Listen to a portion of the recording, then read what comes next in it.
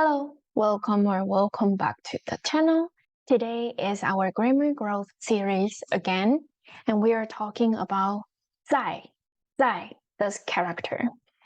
By itself, it can mean to be located at, and that is what we want to focus on in the following episodes. It can also be a grammar particle word to mean the verb is in the process, but this is not what we are going to focus on at this episode and the following few episodes. So part 1 for 在 is to be located at and then place. Let's take a look of the sentence structure. Subject 在 and then 哪里, because it's two third tone together. The one at the back remain as how it is. The one in front of it need to pronounce as second tone. So it becomes 哪里. This is the third tone word in a row rule. And you can check out the video up here. And I will also link it in the description box below. So here I'm not going to explain too much. The sentence would be subject to be located at where. So 哪里 is the question word where. So it means where is the subject located at?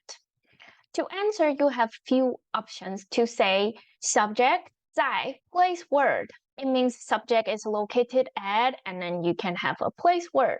Answer option 2, subject 在 positional word. For example, like on the top of something, underneath, on the left side, at nearby, and so on, without specifying where the positional word is related to a noun. Because answer number 3 is using that one, which is subject 在 noun positional word.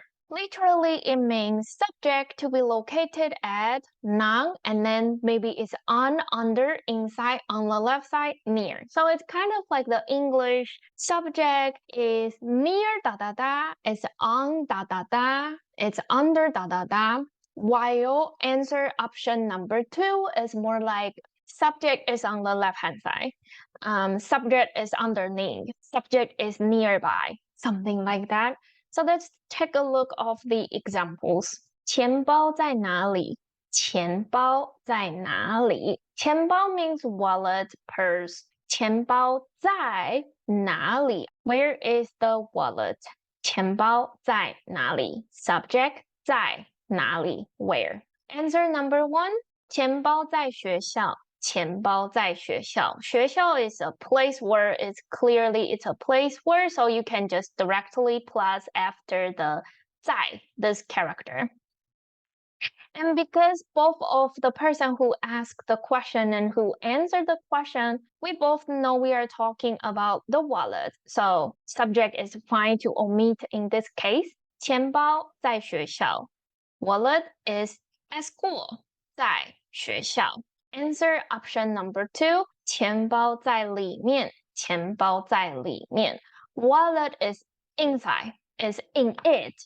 So here it doesn't specify in where. It's because usually when they are having this conversation, for example, you and I are having this conversation, I am the one who answered option number 2, and then I point in a box, and then I say it's in it. 钱包在里面. 钱包在里面. It means the wallet is in that box where I point at or I look at. Or for example, I look at a room and then I say 钱包在里面. It indicates the wallet is in that room that I looked at. So that's the structure of using subject 在 and then only use positional word. Usually this is used when both of the people know the context, the situation, like in where, on where, underneath of where, on the left side of where. That's used in that kind of situation. And answer option number 3, 钱包在桌子上面. 钱包在桌子上面. So wallet, 钱包在, and then the noun, in this case, 桌子 is the table, is the desk. And then our positional word, 上面 means on the surface of, or on the top of, which means the word that is on the top of the desk. Because 桌子 is not a place word, so you put positional word to make it more clear, like, is it on the desk, under the desk, or where? And for answer option number 1, 学校 is clearly a place word. Of course, you can still plus like the positional word after place word. For example, is near school, is behind school, and so on. Okay, so you can still plus that. Which means answer option number 1 and answer option number 3 structure is actually very similar. It's just that if you use a noun instead of a clear place word, then you would really need a positional word to make it more clear, like is it on the top of this thing, under this thing, or on the left side of this thing. But when it is place word, you don't really need a positional word to help. Okay, so phrases like 里面, 里面, 上面, 上面. The 面 can be omitted while combining with place word or noun, except 对面, 对面, which means across from. We will talk about this one soon. Example here, 钱包在房间里面, 钱包在房间里面. Wallet is in the room. We have the place word or the noun room here. So it's fine we omit 面 and only say 钱包在房间里, 钱包在房间里.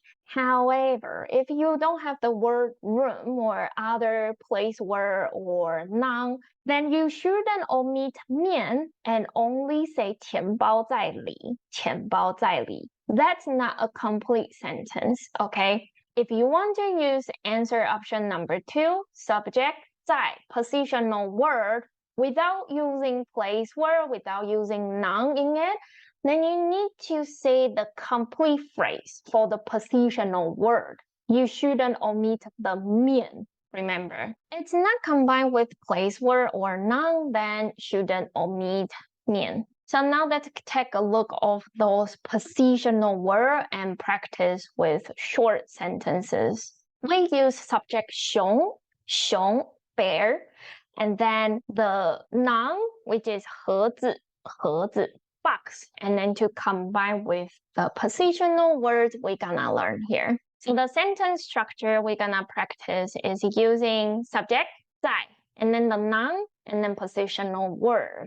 So, 熊在盒子上面. It's fine to omit 面 because we do have the noun here. So we can say 熊在盒子上, 熊在盒子上. 熊在盒子下面, 熊在盒子下面.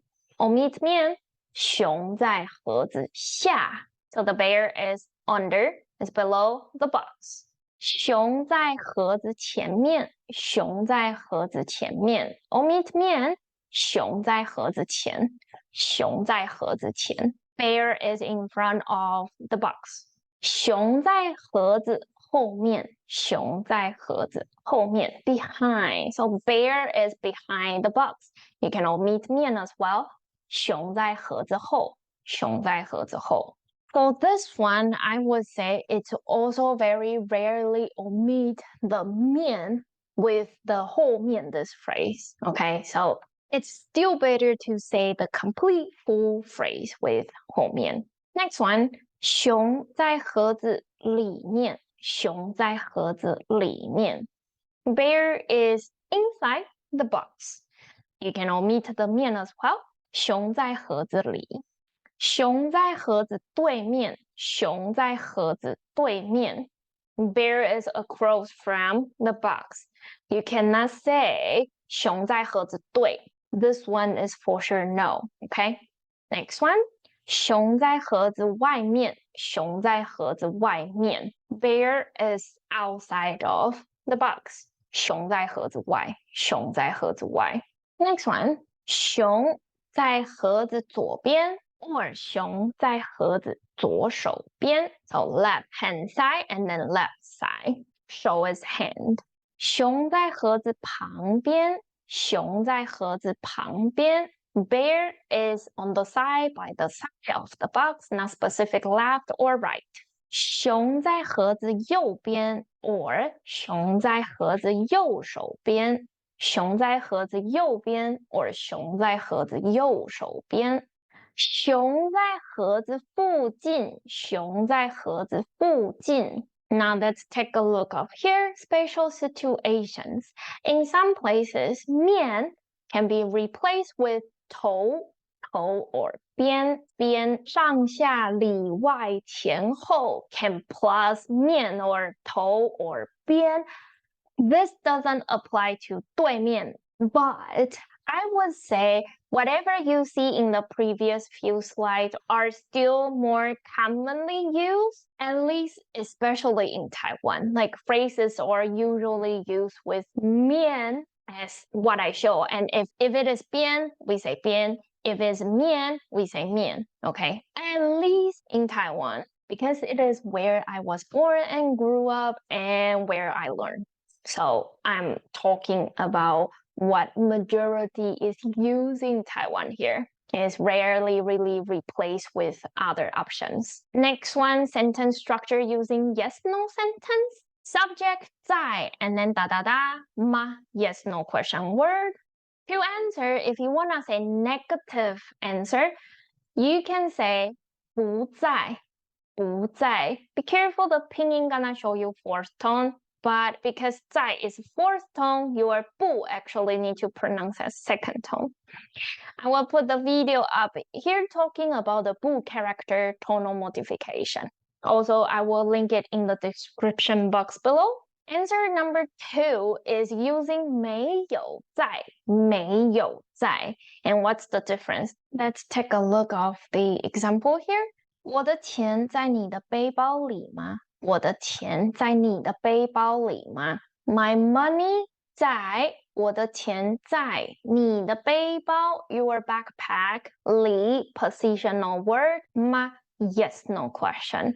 So 背包 is pronounced as first tone 背包 even though the pinyin is shown as fourth tone because 背 this word can mean like the back, like your back. And it will pronounce as fourth tone, but in this case, it's more like you carrying something on your back, not just simply about your back. So we pronounce it first tone.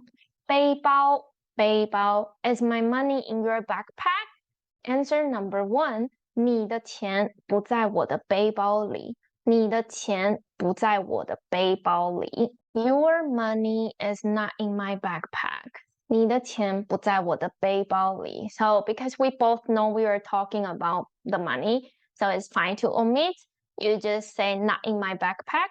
不在我的背包里. This one is more like simply answer to the questions like it's not in, it's not at where, it's not da da da.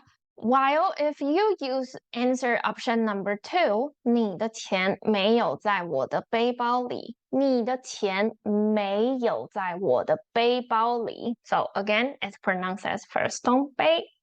Not in my bag. It has a hidden feeling like, why would you think so? If you use like 没有在 in this kind of answering yes/no question, it's kind of like A2 thinks the person who asks question assuming that the thing is in their backpack.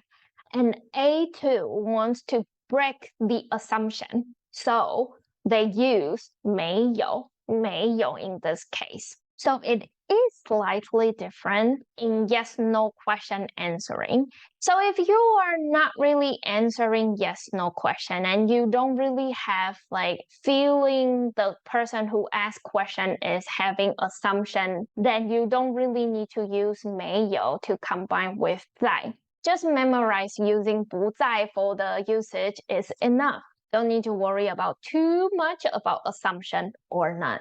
So that would be it for our part 1 grammar growth for the 在 character meaning to be located at. We still have a few episodes talking about this topic and how to use in a different way. You can check out my Koji page to download the PDF for free and my snack size learning part. You can also support my work and help me grow at this thank you for helping me grow part.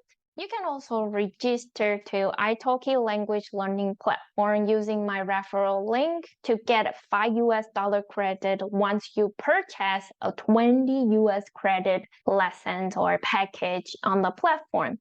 It doesn't even need to be my lesson. It doesn't even need to be learning Mandarin. It can be with other teachers learning other languages as well. So that would be it, and thank you for learning with me today. I will see you in the next one. Bye for now.